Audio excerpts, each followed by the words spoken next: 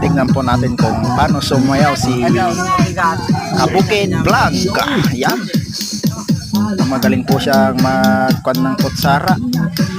Ganyan po ang mga galawan ng mga magbubukid dito sa Dipakulaw, Aurora. Tingnan nyo naman, Mana Tampang on the music. Salamat po.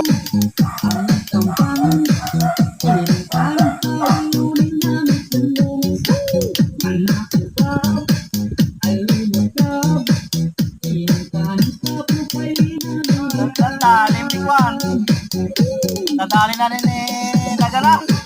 Greg, nakakontak click na eh. Nakakontak click. Bravo ah.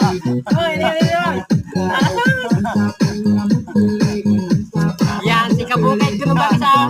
Si Kabukid, tamang tagay lang.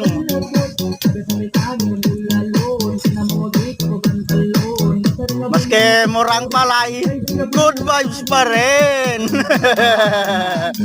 No, paano nito ka na murang palay? Sa lahat ng tagay.